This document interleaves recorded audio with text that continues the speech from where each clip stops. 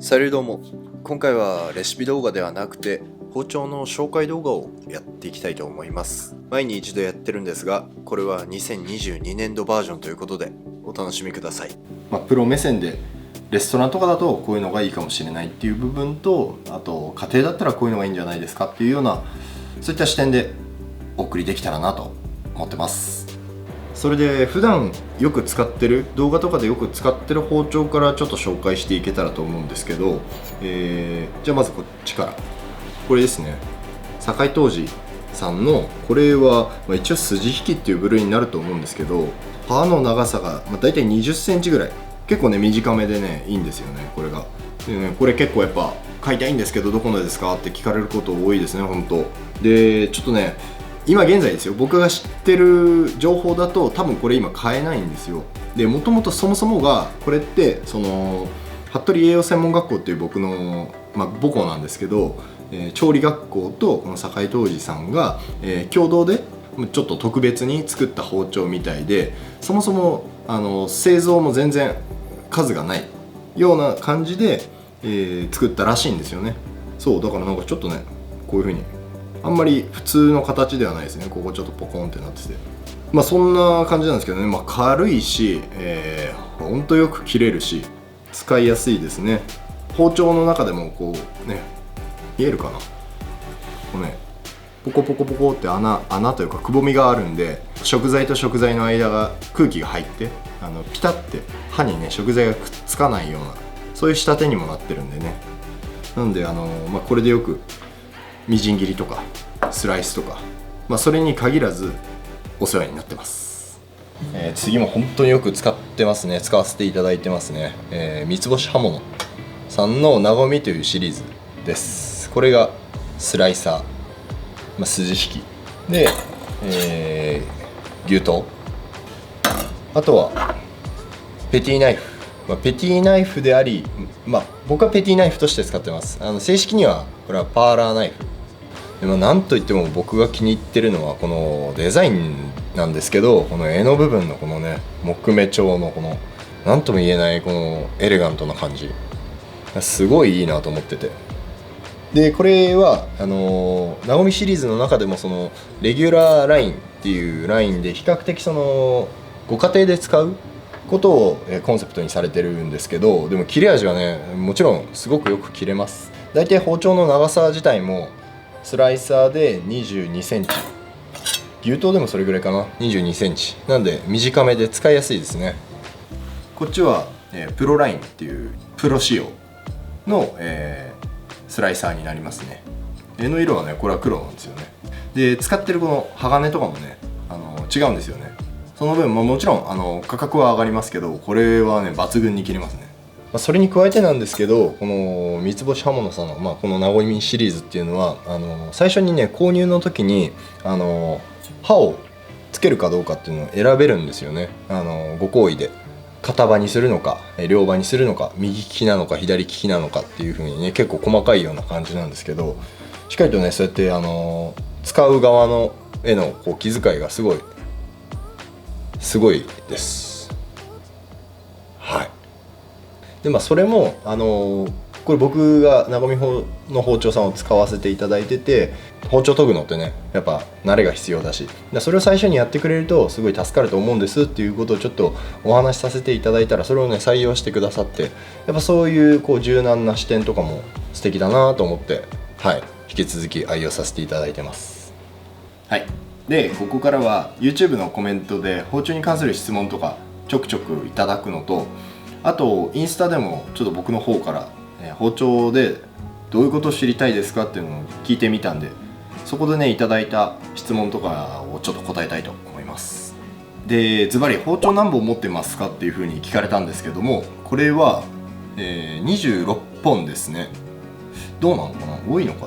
な、結構種類自体はあると思います。26本ね、常に同じぐらいの使用頻度で使えるわけじゃないんですけど、それぞれのね思い出がやっぱりあるので、本当それぞれ全部大切ですね。で次はね包丁を買う基準なんですけど、基準を聞かれたんですよ。包丁を買う基準かと思って、僕まずデザインですね。第一にデザインが来ます。でその後は、どういった、素材使ってるのか少し気になるのでちょっと見てみたりとかで、もし手に取れるんだったら手に取ってみて、そのグリップ、握った感じとかですよね。握りづらい包丁ってやっぱりあるんですよ、人それぞれ。これも僕は握りづらい、でも他の人は握りやすいってもちろんあると思うんですけど、個人的なねこの感触っていうので決めますね。で面白いこと聞かれたんですよね。無人島に一つだけ包丁持っていくとしたらって、これはねもう切れ味とかじゃないと思うんですよね。で、思ったのはやっぱ力強い包丁、頑丈な包丁で、これ例えば今手持ちであるのだったらこれかなと思って、これ何かっていうと骨すき、ガラすきとか呼ばれたりもするんですけど、骨とかをねガンガン叩いて割ったりとかする太い包丁なんですよね。重さも重いし、これは、ミソノ UX10 の、ガラすきですね、骨すきなんで、無人島だったらこれかなと思って、何切るか分かんないじゃないですか。木を切るかもしれないしね、木を切りそうですよね、無人島でね。火を起こすだろうしね。で次は一番かっこいい牛刀は何ですかっていう質問だったんですけど、これね難しいですよね。一番かっこいいの、もちろん最初に紹介したブランドの包丁も全部かっこいいんですけど、そうですね、そこじゃない部分からチョイスすると、仮にしたらグレステンですね。でグレステンといえばやっぱりこの特徴であるくぼみ、さっきの坂井藤二さんの包丁にもねくぼみがあったんですけど、グレステンさんもこれがやっぱ特徴の一つで、2段になってるのがやっぱり最大の特徴なのかな。やっぱこれ結構ね思い出深いというか、料理人としてキャリアをスタートさせた時に僕一緒に働かせていただいたシェフの方が持ってたのがグレステンだったんですよね。で僕その人のことすごい尊敬してたんで、どういう包丁がいいですかっていう風に聞いた時に、別に無理に進めては来なかったんですけど、自分はこれを使ってると。めちゃくちゃ重いんですよ、めちゃくちゃ。グレステンはもうめちゃくちゃ重い。刃がね硬いで、刃はつきづらいけどついたら維持しやすいというか、そういうところが良さなんじゃないかなと思いますね。とにかく頑丈。グレステンをね多分持ってる人は分かると思うんですけどね、本当はもっと長いんですよ。これもねもともと29センチぐらいあるんですよね。でもう研ぎに研いで今25センチぐらいになって、で本当はねここももっと厚いんですけどね、もう研ぎに研いでこう上の方まで上がってきたみたいな。相当研ぎましたねこれは自分で。で次は、牛刀と筋引きどっちを先に持つべきですかっていう質問なんですけど、これもねまたなかなかね鋭いですね。難しい質問だと思うんですけど、今現在ですよ、今現在僕がどっちかって聞かれたら、僕は筋引きスライサーを最初に持つべきかなと思ってます。牛刀でやれる作業って、大体筋引きでできるかなって思ってる部分があるんですよね。もちろん筋引きでやれることって牛刀でできるじゃないかっていうのもその通りではあるんですけど、ただやっぱ筋引きの方が刃が細いんで、細かい作業、だったり、なんていうんですかね、こう先端を使って、そうですね、細かい作業しやすいんですよね。このミソノの包丁は使いやすいですかっていう質問なんですけども、やっぱりミソノさんってこうすごい認知度の高い包丁メーカーさんだと思うんですね。でミソノさんの包丁は、結論から言うと僕はすごい使いやすいと思ってます。で例えばなんですけど、これは、UX10 っていうシリーズ、ミソノの中でも少しこうグレードの高い方なんじゃないかな、確か。これの筋引き使ってます。切れ味もいいし、で比較的軽いんだけど刃の持ちも結構いいっていう、なかなかいろいろとバランスがいい包丁だと思います。で僕自身が使ってるっていうのもあるんで、おすすめするんであれば、ミソノさんの UX10 のシリーズかなと。特徴としてはね、ここの部分がねちょっと金色というかで、刃もね長いので、どれも長いものが多い。といってもこれも25センチくらいかな。なので、家庭で使うっていうよりは、お店で使う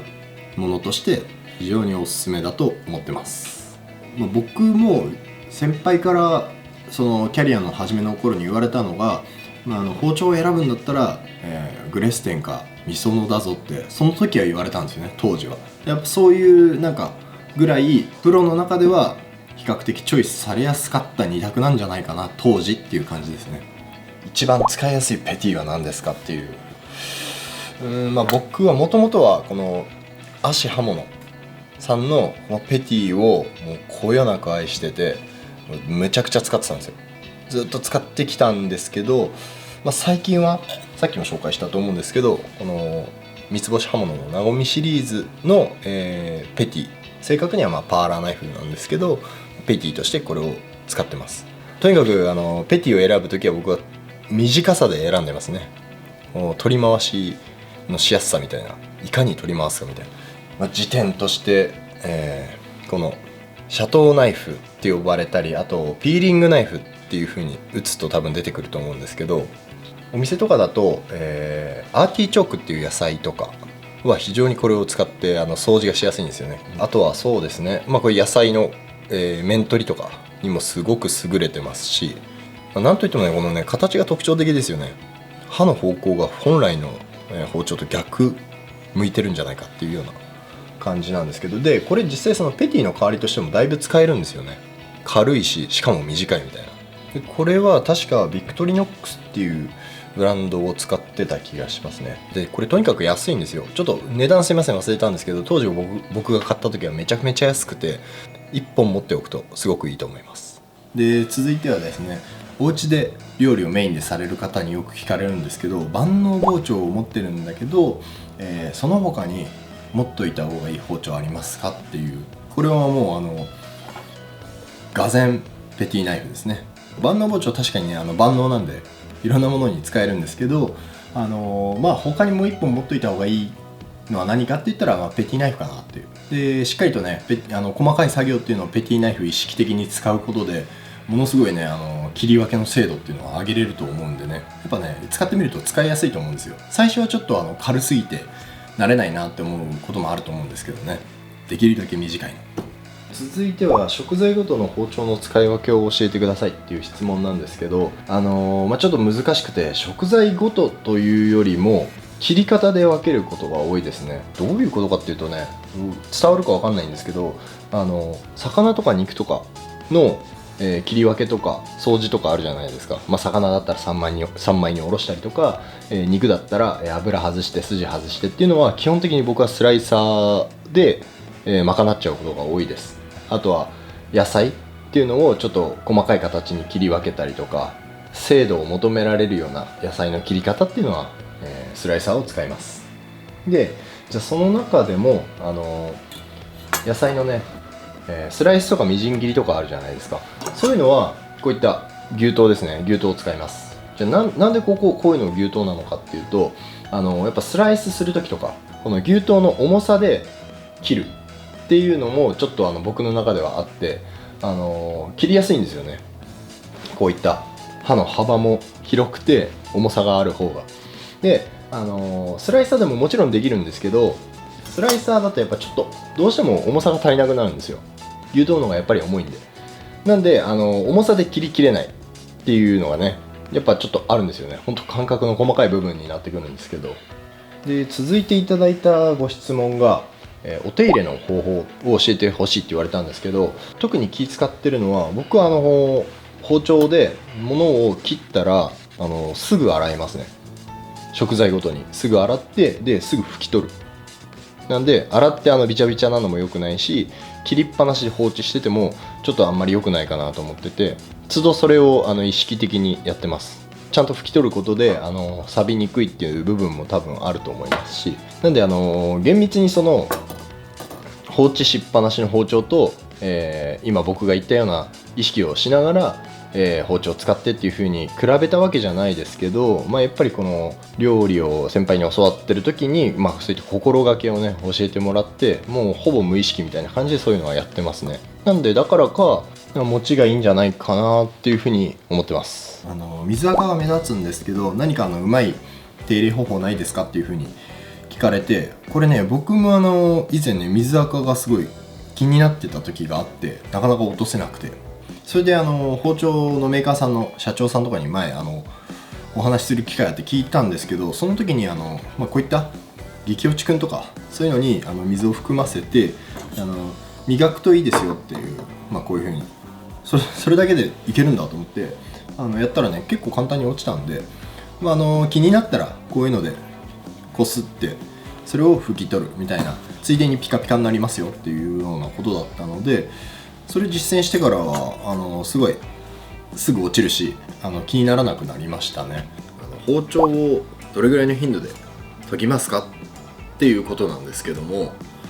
徐々に変わってきたんですけど、一番最初それこそキャリアをスタートした時っていうのは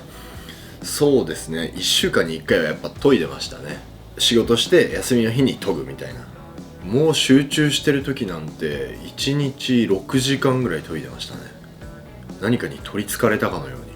それでそういう時期を経てだいたい2週間に一遍とかのペースになっていきましたね、近年は。それで今は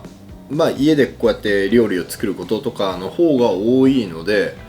だいたい2ヶ月に一遍とかのペースにだいぶ落ちましたね。包丁の使い方に少し気を使うことが増えたので、やっぱそういうところでも切れ味っていうのは長く持ってくれてるんじゃないかなっていうふうにも思いますね。あんまり力を込めてまな板に押し付けるような切り方っていうのは減った気がします。というわけで包丁に関して話し始めるとなかなか話も尽きないんですけども、いただいてた質問などできる限り答えさせていただきました。というわけで何かの少しでも参考になればいいかなと思います。それじゃあまた次回の動画でお会いしましょう。アビアント。